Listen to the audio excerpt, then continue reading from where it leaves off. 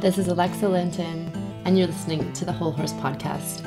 I'm coming to you from the Cowichan Valley on beautiful Vancouver Island in Canada, and I'm excited to be bringing amazing instructors from around the world to share their knowledge about all the ways that we can keep ourselves and our horses well and happy, and about some of the cutting edge techniques, training, and different aspects that are coming into the horse industry and changing it from within.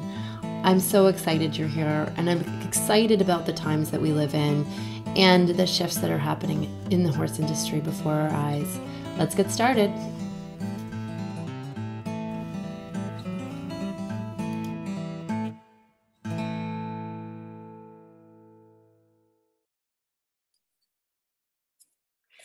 Hi, everyone. It's Alexa Linton here, and you're on the Whole Horse Podcast. Today on the podcast, we are headed to Greenwood, British Columbia, to chat with a new friend of mine and colleague, and someone that I think is one of the funnest and most interesting gals that I have yet to get to know better, and I'm excited to get to know better. Amy Hay is here with us today, and she's going to tell you a little bit more about herself.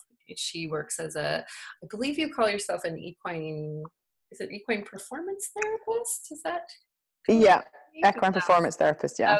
Okay, I like that terminology. And yeah, Amy and I actually recorded a podcast last week, and I am still in the newness of the podcasting and didn't get my volume levels right, and so it was like, I was the super, super loud. And then Amy, you could barely hear. So she's been so gracious in coming back and speaking with us again today. So thank you for coming on, Amy. You're welcome. It's fun.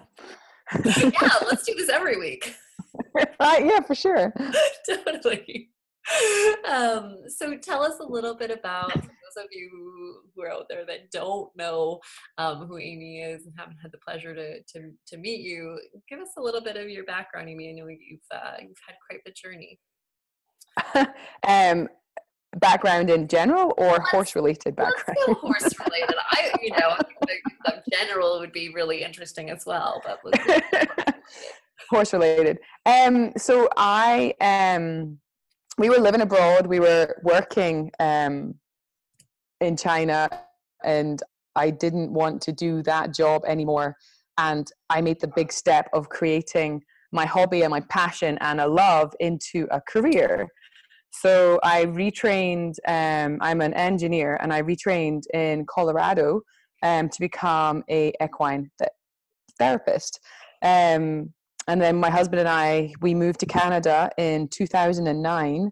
And then once we were settled, I started my own practice called Gentle Hands Equine Therapy. Mm-hmm. And it was in the days before Facebook. I mean, Facebook was there. I'm not that old, but it was before we had groups. So it was mainly word of mouth. So I got one client, and then I got 3 clients, and then I got 5 clients, and just kind of lifted off from there. And I started working regularly on horses, from Thunderbird horses to Western Pleasure to your trail horse, and it just built from there.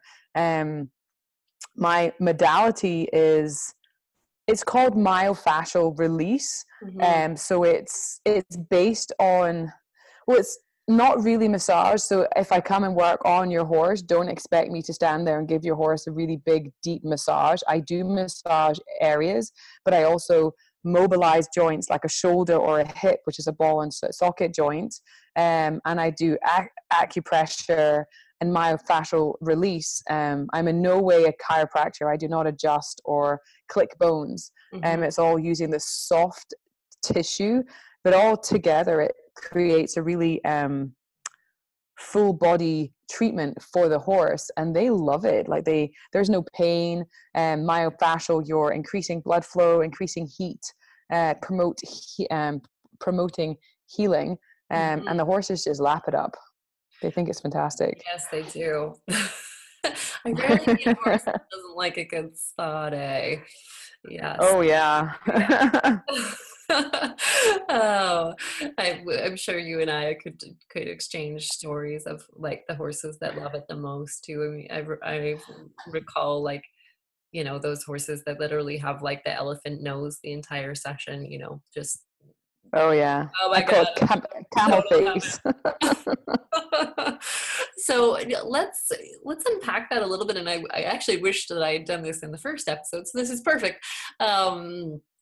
In terms of the concept of fascia, because a lot of people, you know, even I was a little bit had sort of an underwhelming knowledge base when it came to fascia until I entered osteopathy school 2 years ago, and just its impact on the whole system. So can you share a little bit about what that term, you know, myofascial means, and what, you know, your kind of definition of fascia is?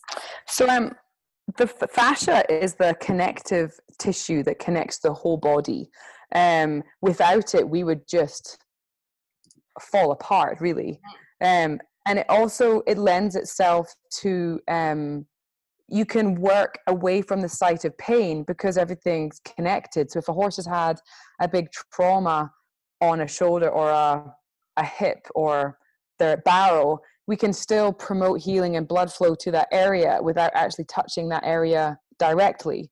And that makes sense. Like, you can work away from the site of pain, but because you're warming up and manipulating the fascia, the actual site of pain also is subjected to that blood flow and that healing and healing energy.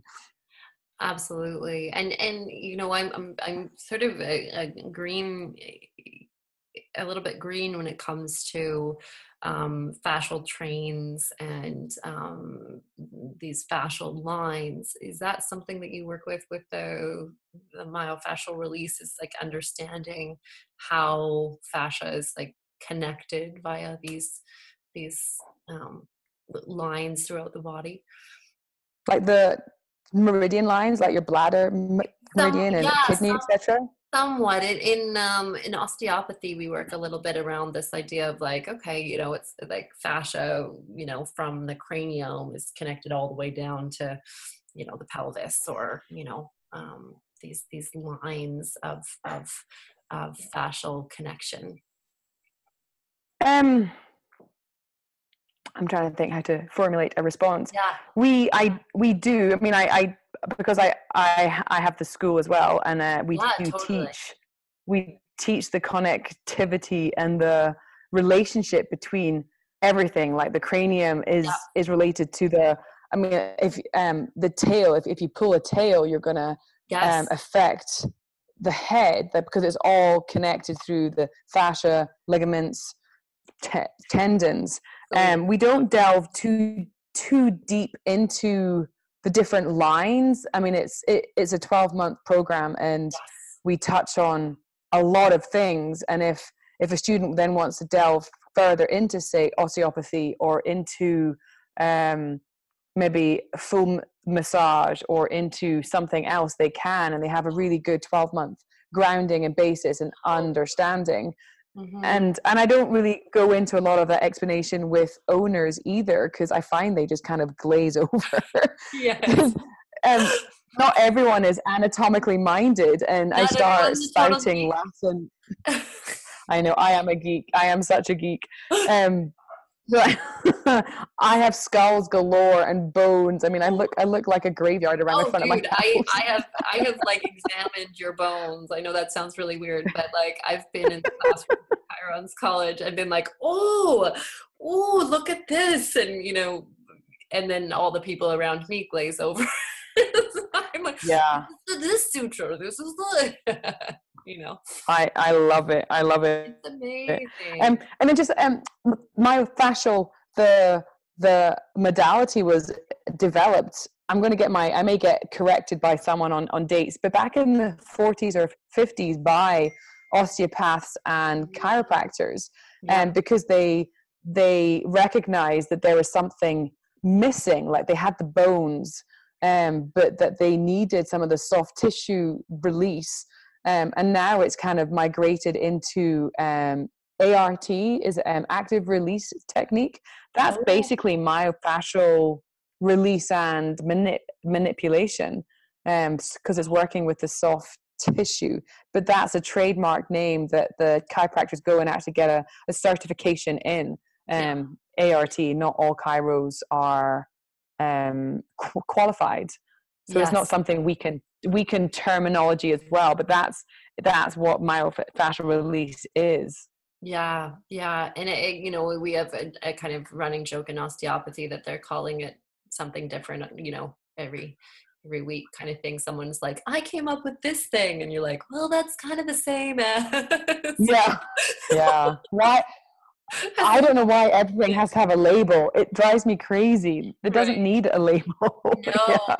No, you're working with the same system. So I want to before we move on from that space, there's a few areas I'd like to delve into. One is just to give us a little bit of a sense, because you talked about your school, but not everybody knows about it. So just give us a little bit of an idea of what you're up to with that. The bit of backstory is that I was working on horses, and people were like, wow, where can I learn to do this? Where can I go to school? And I was like, well, I went to school in Colorado. There's nothing like that up here. There are some good schools, but there was nothing that kind of focused on that modality, and people's faces kind of fell. And then it was like, well, why don't I start a school? So back in, I think, 2011, 2012, we started the process with the BC government to become a registered school. Yeah.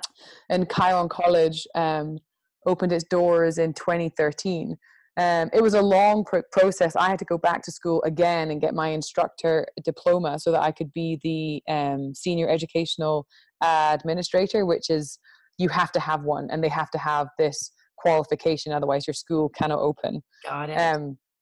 So there was all these hoops to jump through. So in 2013 we opened our doors. It's Kheiron College of Equine Therapy, and we're currently based in Aldergrove in BC, but we will be moving. And it's a 12-month diploma. It's one weekend a month, so it's Friday evening, Saturday, Sunday. It's 9 months of classes. There's 2 sessions in March, so it's 10 classes, and then there's exams, a whole weekend of exams, and then there is a 3-month practical. Wow. Before you graduate. So it's pretty intensive, and it's a 75% pass mark throughout the whole course. People do fail. It's not easy. Just taking part, you're not guaranteed to pass. I think some people kind of feel that, oh, it's just a horse course, I can just turn up. No, you can't. It's hard. Like we teach the full anatomy. We teach therapeutic techniques, alternative modalities, anatomy and physiology, saddle fit, hoof care, business planning, conditioning and handling. Like, it's a pretty in-depth course, and at the end of it, you are well on your way to setting up your own business to be an equine therapist. Mm-hmm. Wow. Yeah, it sounds great, and I'm excited for you to share out there. I know that you're taking a year off, but for those who are interested, this is starting up again in, I believe, 2019. Where we're based just now is actually for sale, and they're hoping to have sold by September. So if we had started class, because of all the regulations involved in having a school at a location, it wasn't as simple as just moving location.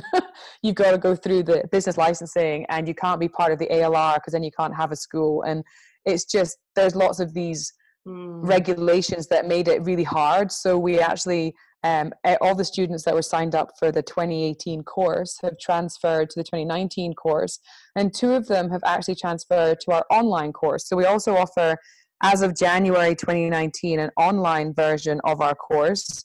It's still 12 months. It is not self-paced. It is fast-paced. It's all the theory. So all the theory you would learn in the classroom, you would learn online.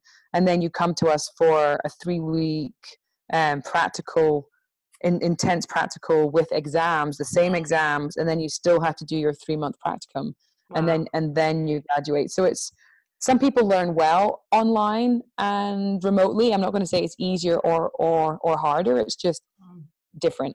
Yeah, absolutely. But it does create accessibility. And, the reason Oh why yeah. I wanted to chat about this is, I'm a fully, a believer in this kind of work, as being an equine sport therapist and focusing in the way that I have, similar to you, going, this is what I want to do with my life. And I think it's great that we have options. In BC, we are quite lucky that we do have, a few options available that are really extensive programs like this for therapy practices. So it's kind of, just neat to get that out there, because I know if you're like Amy and you're really drawn to horses, and you're considering the possibility of a career in this area, finding a good program that gives you a strong basis. And I love that you as well concentrate on business planning and things like that, Amy. That's amazing. So with your background there, because it does make a difference.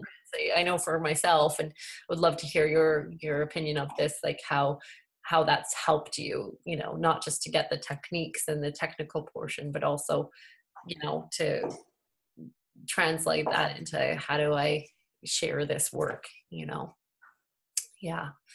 So have you noticed Business techniques helpful? or the business techniques? Yes. I have a master's in business, and I'm a pretty driven individual. I don't like being bored. So I can see that. passing that on to the students. We do a module in business planning, and we actually make them do a business plan, and you should see their faces. It's like, oh, do I have to? Why do I need this? And it's like, well, it helps you catalog your thoughts and your ideas. And if you do need to go and get a loan from a bank to buy a piece of equipment for your business, you have a business plan. And the first year, it was actually very interesting in what they actually did submit. So everyone had their main modality of their myofascial release, and they had their diploma in equine performance therapy. And then one girl was going to import saddles from Europe and be a rep for a saddle maker, and offer, customized fitting and tack, and alongside her therapy. So that kind of set her apart from another student who also went to do a trimming course, and her business plan was focusing on her diploma in equine performance therapy and hoof care, and she was able to treat the horse more as a whole, because without the feet you don't have a horse, and what the horse is doing in its body affects the feet. So she could kind of kill 2 birds with 1 stone, instead of having to rely on a trimmer she maybe didn't know or didn't understand what she'd done with the body. So that was her plan. And another student, she was a little bit younger, and she wanted to kind of build up a reputation and some capital, and she did farm sitting combined with her plan. So, and she's been so busy. Like, they all had these, because we were able to take them through, what are your strengths, what are your weaknesses, what do you see as the threats to what you want to do. They were able to kind of then not be so blinkered, but see things on a much wider scale, and incorporate areas that they maybe were drawn to within the course, make that a strength, and then build a business model around that. And then you have 10 students, yet they're not all the same. They're not all hitting the world on graduation, trying to do the same thing in the same market to the same people. Yes. One of my most successful graduates, I'm sure she won't mind the plug, is Jessie Jensen, and she has Undeniable Equine. Okay. And she has, and she went and invested in an Equivibe. So she has this vibration platform that you put your horse on, and the horses love it. And she's amazing. Like, she has a beautiful touch. She has a great client base. and she has kind of taken what I've taught her above and beyond. Like, she's just amazing. Wow. But then everyone in her year are also very successful in their own right, from the hoof care to the farm sitting to one girl did a course in aromatherapy and started to incorporate that as well. So they all did something completely different, but without, I think, doing the business planning, they maybe wouldn't have seen that they could stand out, even though it was a class of 10.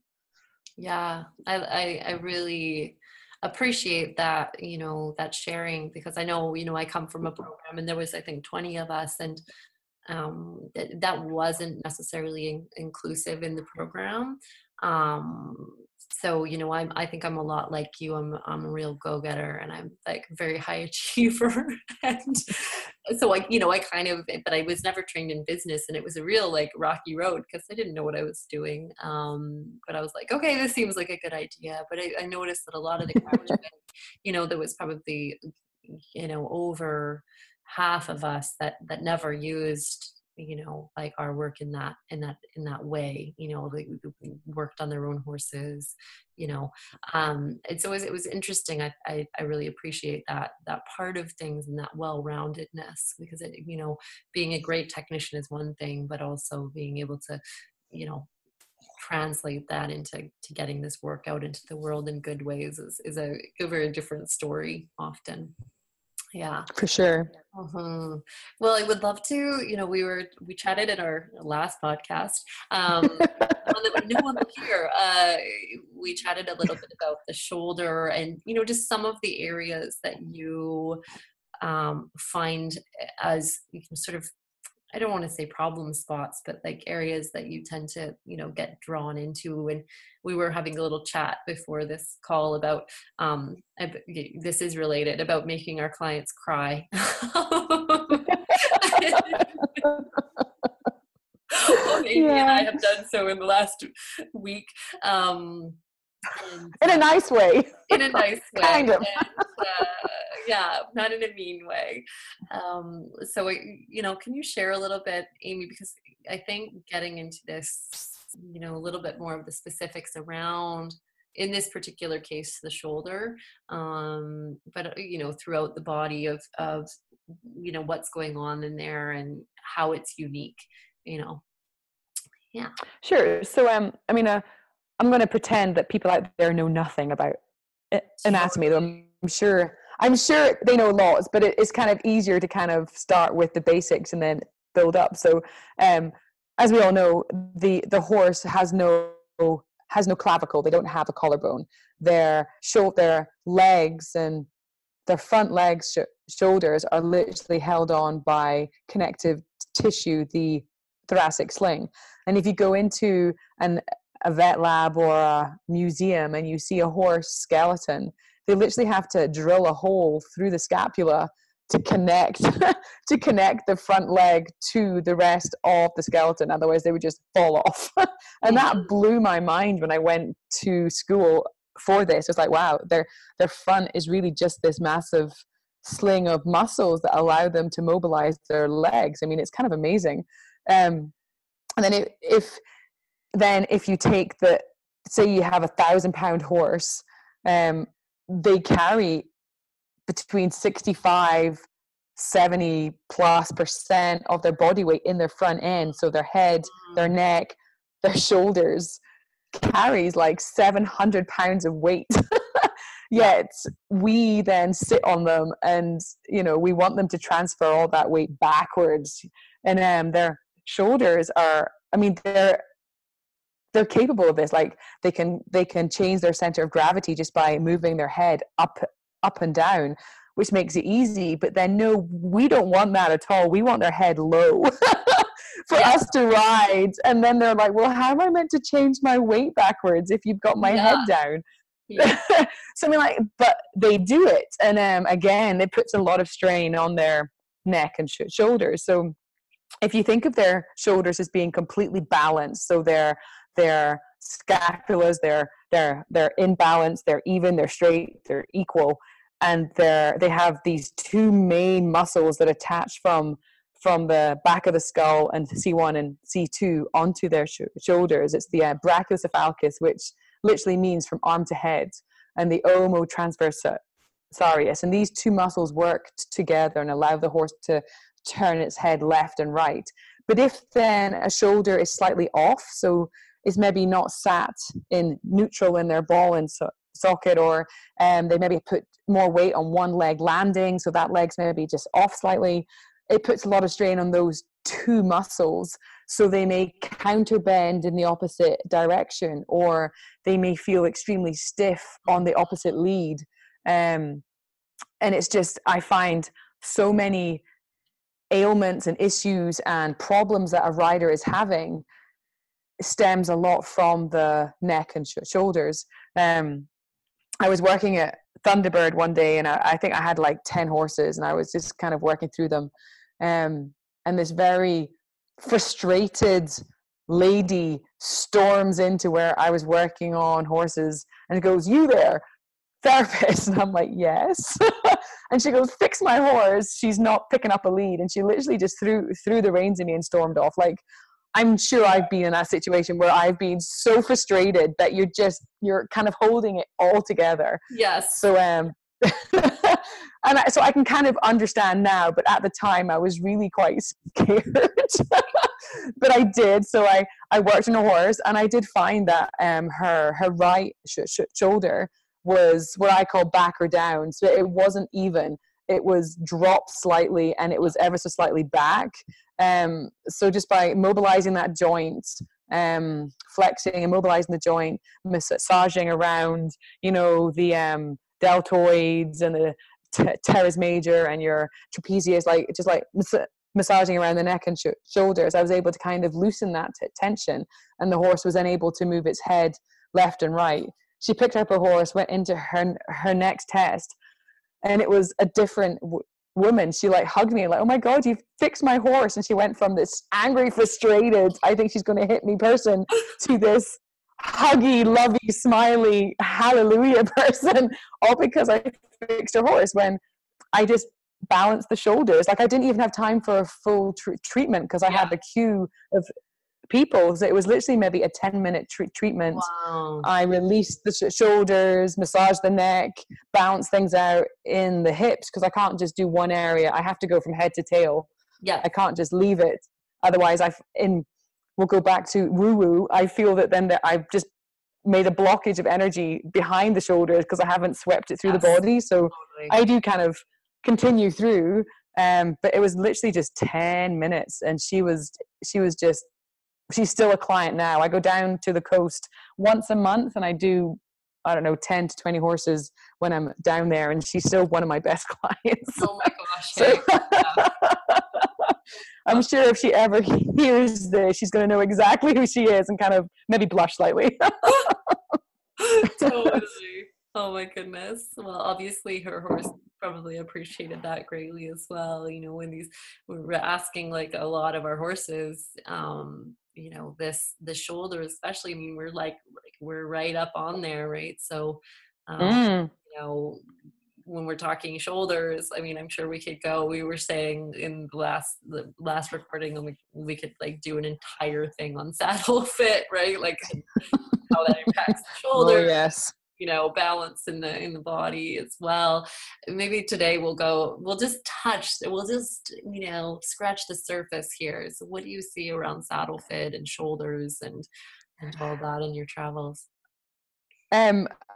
One of the main things I see is people putting the saddle in the wrong place. Mm-hmm. And the rule of thumb is, or it's not even a rule of thumb, it is the rule. The tree should be about 2 fingers width behind the scapula. The scapula is the shoulder blade. That's what moves the leg forward and backwards. Yeah. But a lot of people do it visually. And if you have a horse with a very long neck, like my horse has a very long neck, and I place the saddle behind his shoulder, people go, "Your saddle's too far back." And I'm like, "No, it's not. It's where it should be." Whereas visually, because he's got such a long neck, they want to put it further up. Or the other side is a horse with a very short neck. They maybe put it too far back. It Yeah. should always be 1 to 2 fingers. The tree, which is where the conch or the pin would be, should be 1 to 2 fingers behind the scapula, just to enable the horse to rotate its shoulder. And Absolutely. if it's too tight there, so it's behind the shoulder, but it's too tight, you'll start to get muscle atrophy. So that's sinking of the muscle where that saddle is. Another thing you might get is that they start to short stride because they can't reach out. They can't reach with that leg because we're pinching the muscles.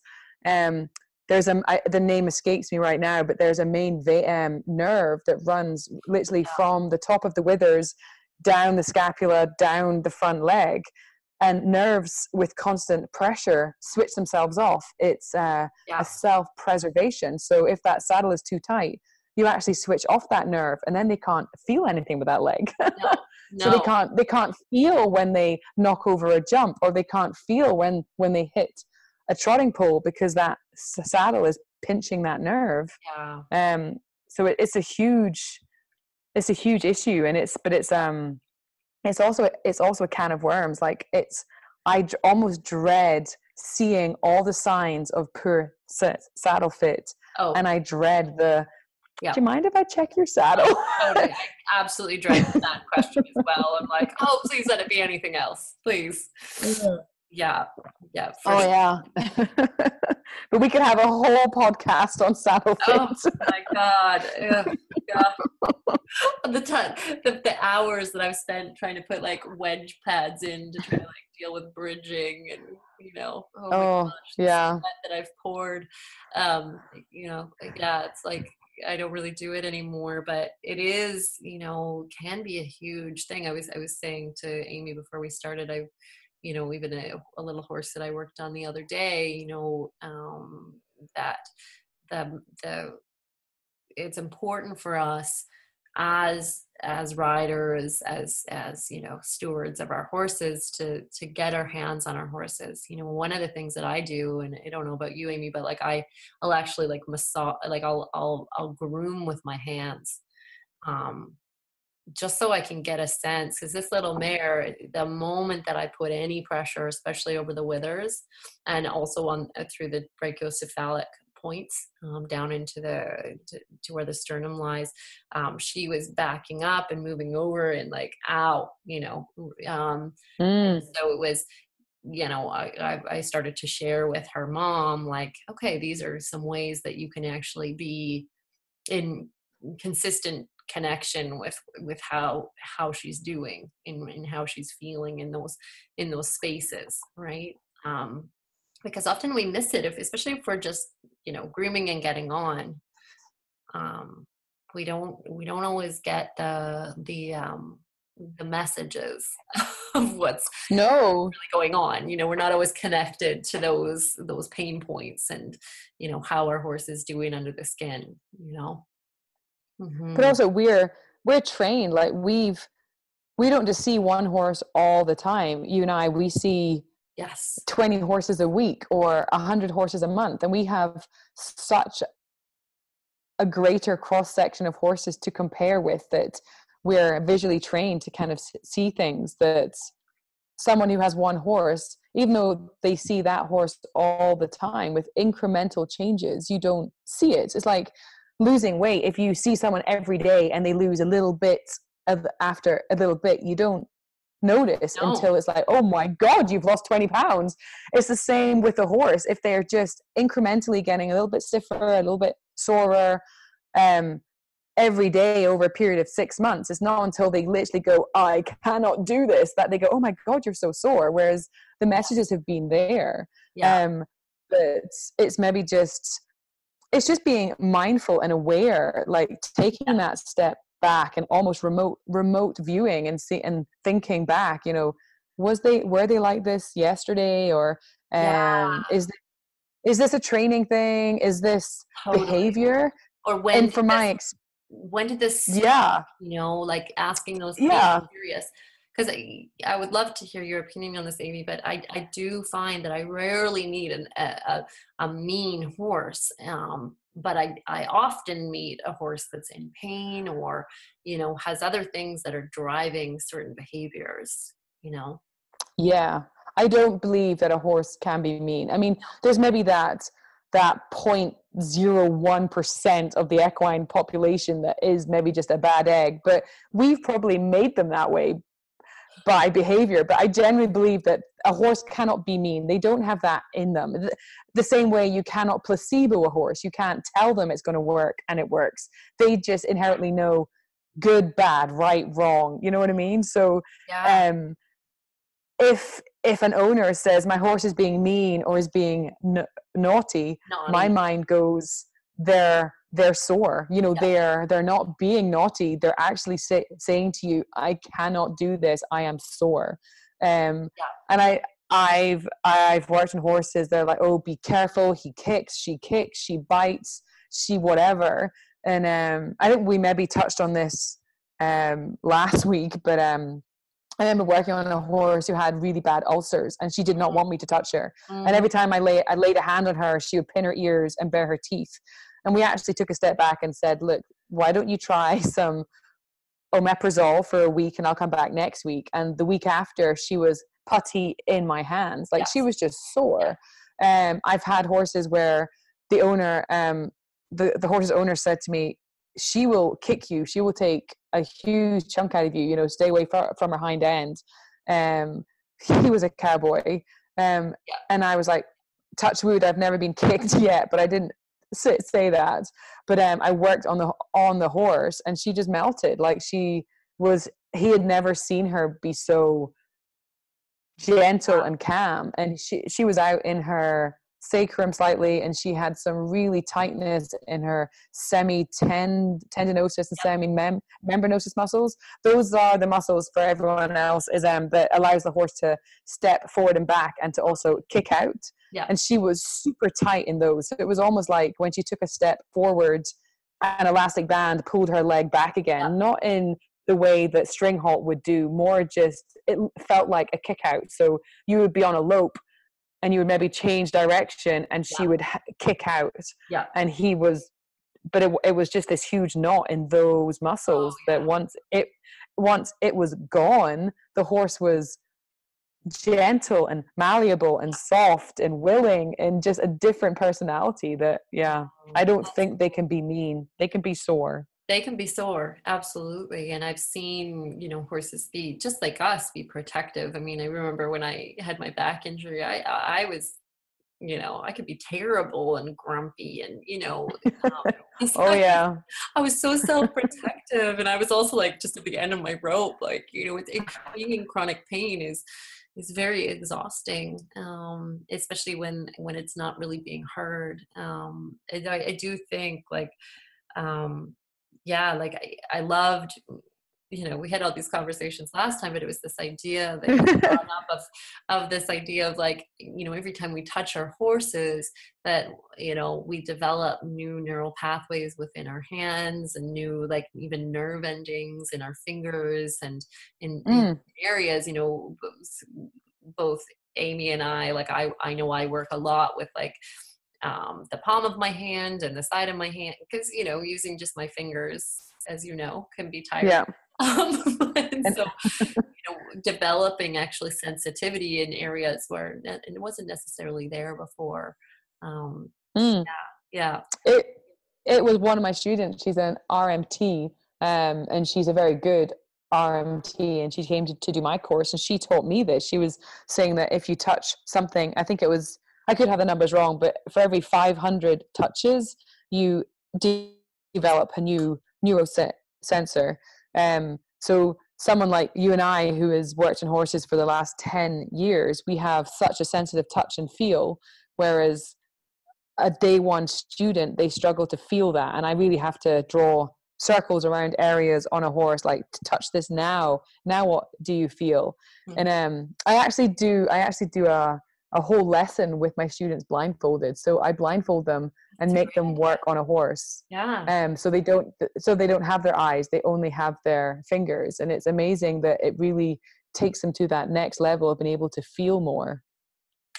I love that. It's taking away, you know, in osteopathy, that comes up a lot. It's like, don't stare at things, you know, like, no, because it's such a tendency, right, to be like, watching how things move rather than feeling it in your hands, and feeling what's Yeah. happening in their mobility. Yeah, and what was fascinating to me was when uh, Amy can probably relate really well. You can probably relate to this idea of like, I never wanted to work on people, right? I was like, nope, horses, animals, that's good. and, Yeah. then I started this osteopathy program where it's like, I have to touch humans. Like, this is the whole point of this program, is like to put my hands on people. And it was hilarious. Like, I can feel so much in a horse, but I put my hands on a person and I was like, oh, weird, there's a bone here. Like, my brain, the way that it was, trying to process this different feel, and and skin, and all these sorts of things, it was just completely a different experience for me. And now it's like, okay, now I'm starting to feel it, but it was another like learning curve for me. I had to get my hands on a lot of you know um humans to be able to actually, oh, I can feel Yeah. the difference. Whereas, I feel like I could get on a horse and just, oh yeah, I totally feel like, yeah, like, so that was really odd to me as well. Like this, oh, we develop palpation in different ways. Yeah. You're learning a new language. It's like speaking English your whole life, and then you're suddenly speaking French, and Totally. yeah, you're I good know. at talking horse, but you can't talk human yet. Oh my gosh, I know. Yeah. Yeah, for sure. And I know for you, Amy, one of the things you really like to do is recommend different exercises and in between stuff for owners. Can you share a little bit about that, why that's important, and some of the things you like to do? Sure. So I call it conditioning and therapy. So the treatment is maybe just one part of that, but if I've adjusted shoulders or I've loosened the neck and I've kind of worked on the horse as a whole, to help that stick and not keep on regressing, I do prescribe 2 or 3 exercises a week, so that when I come back for a follow-up, I can really tell. Like, I can tell the owners that do them and the owners that maybe say they have but haven't, Yes. or just haven't.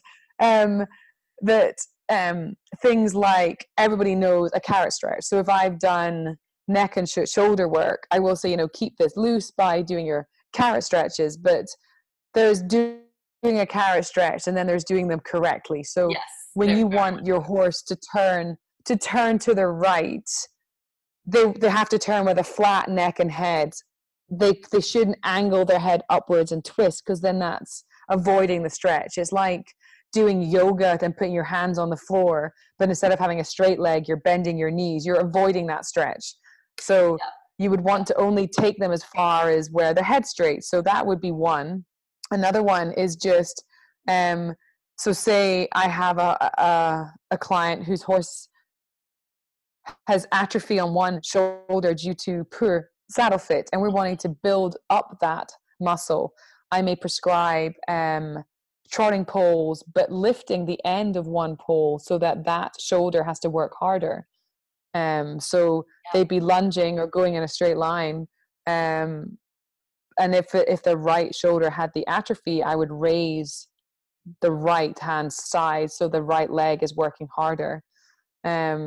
Things like backing up to engage the hind end, and also to support the core. Like, Totally. if you're listening now, stand up and literally hold in your core, pull in your tummy button, and take a step backwards, and you can feel that down your lower abs. It's the same for a horse. You want them to step backwards, engage, so you might encourage them to lower their head and engage, and then take that step back, and it really helps strengthen the core, which in turn helps lift their back. So I might recommend those 3 exercises: carrot stretch, trotting pose with one side lifted, and backing up in an engaged, like backing up a hill or backing through an L. Oh, yeah. and it really helps support the work I do. A bit like going to a physio, and you see your physio once a week or once a fortnight. Oh, a fortnight for those who aren't Scottish is 2 weeks.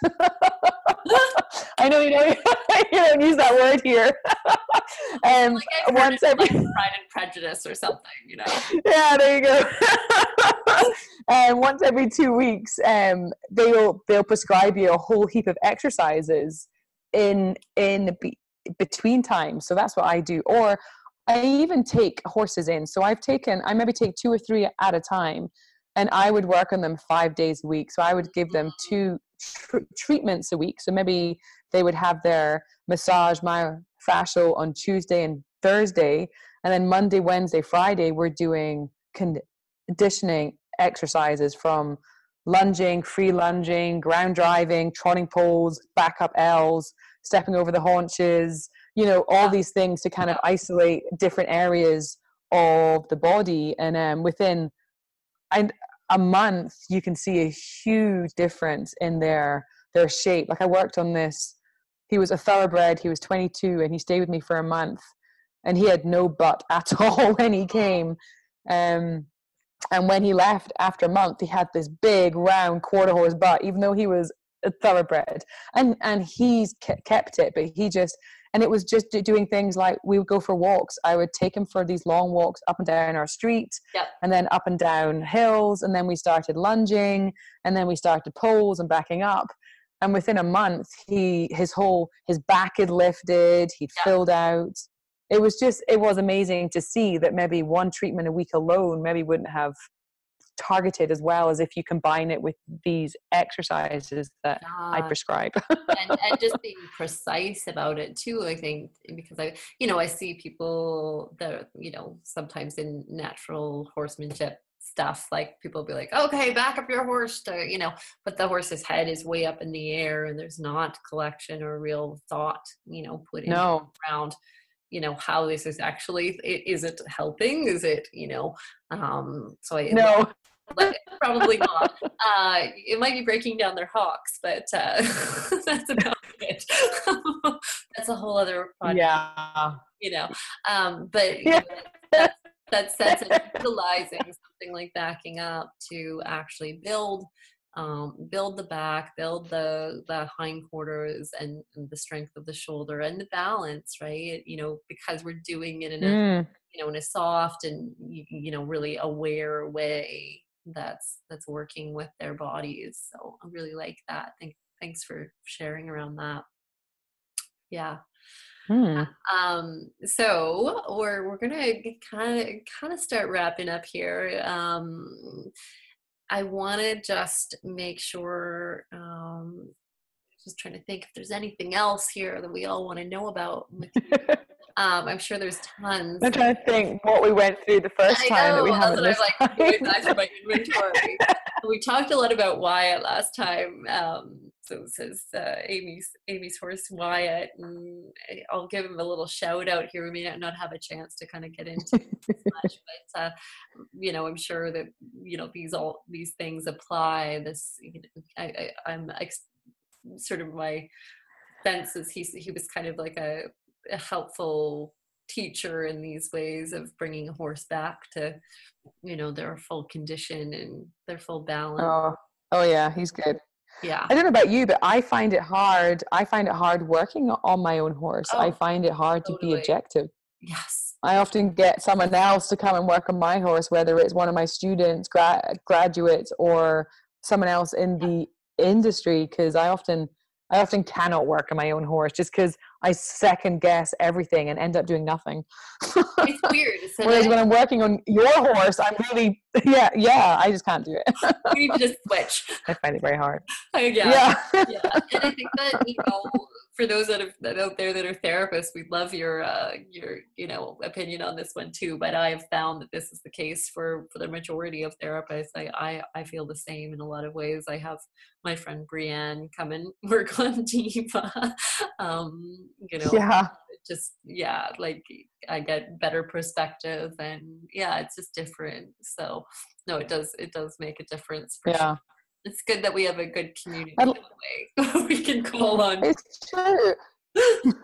And I'm gonna use that as a segue to something I said last time, which I think is really important, is that I don't feel other therapists are competitors. Like, I feel we all have something to bring, and it's alternative therapies for a reason, and it's complementary therapies because we all complement each other. So I use a lot of them. I recommend more chiropractic therapists to target areas that I can't, but together we can really focus on a horse that, you know, I'm well comfortable. I'm very comfortable in saying I cannot do it all, and I do draw on other expertise. And I think some of my students are always like, but aren't they your competitor? And I'm like, well, no, because we all offer something different. And, you know, there's no point in alienating yourself from your peers. Like, even though you're your own business and you stand alone, you need to have peers within the industry to share knowledge, to share techniques. Like myself and another, she's more a chiro, we often swap techniques, and Totally. she tries some of mine, I try some of hers, and we're like, and then, or we both work on one horse right now, and I work on her one week, she works on her the next week, and then we actually call each other up on the phone and we talk for an hour over this horse. Like, it's a business and we help each other. Yeah, you cannot alienate yourself from other people in the industry. No. And if we're thinking about the true, you know, motivation behind the work that we do, I mean, it's like, what's going to be best for the horse? You know, at the end of the day, exactly, what is best for the horse? And like, you know, and then just stepping out of the way of whatever, you know, that needs to be. So I love that sharing. Thank you for remembering that. So I was like, I feel like we said something really poignant. Yeah, you know what, I think, you know, this quote that I learned really early in my career, and I'm so grateful that I did, because it really gave me so much perspective on this, and allowed me to really step out of that competitive lens. And it was, a candle loses no light by lighting another candle. And I just, I like that. I always just sit with that, and I'm like, oh yeah, like, it's, you know, it's good. Like, sharing is good, and like, people, you know, learning these things and us sharing together and growing together. This is all, you know, community is where it's at, you know. Mm-hmm. For sure. And if we want to become a recognized industry, then we have to work together. Like, if we want, some people still are a little bit on the fence about complementary medicine and treatments.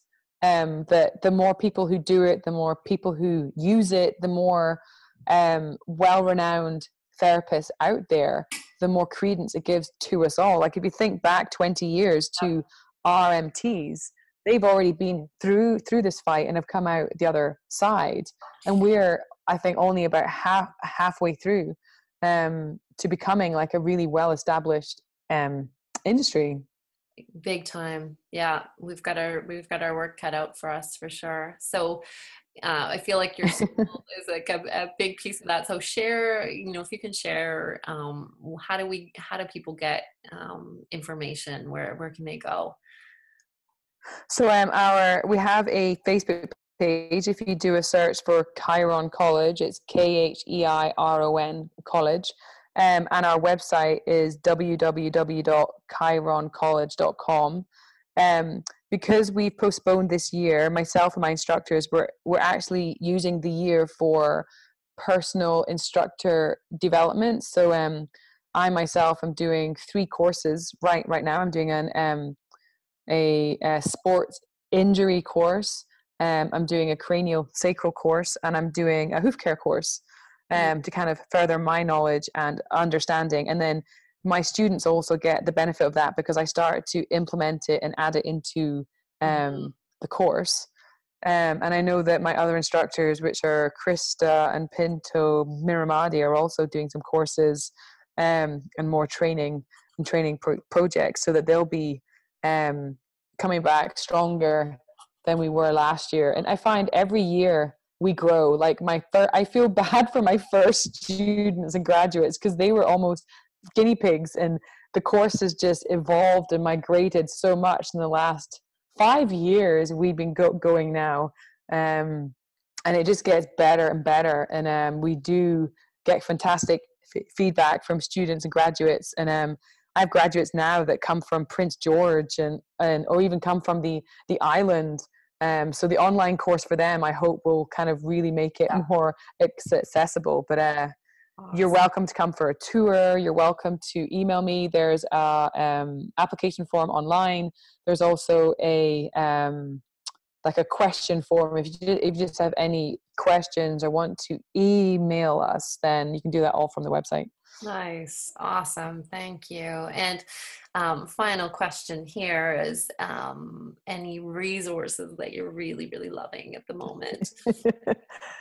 I think I said this last time. So it's called, one of my favorite books, and it's our textbook for anatomy. It's a book called The Horse's Muscles in Motion, and it's by Sarah Wyche, which is Sarawhyche. And I think she's Welsh. It's a British book. If I may have to take a picture of mine and send it to you so you can see how dog-eared and used it is, because I take it everywhere. And I just love her descriptions. And she I think I mentioned before that I'm an engineer, and I love how she does her drawing. So if you're looking at, say, a shoulder or a hawk, she'll draw it on the left, she'll draw it very anatomically. But then on the right, she draws it a bit like a robot. So she really simplifies and blocks out the joints and the prime muscles, tendons, ligaments. So it really does look like a robot. And my mind just loves that. I can see the artistic anatomy drawing, which I kind of find it hard to take in. Yeah. And then I see her blocky robotic one, and it's like a light goes off and it's like, aha. Yes. So I really like that.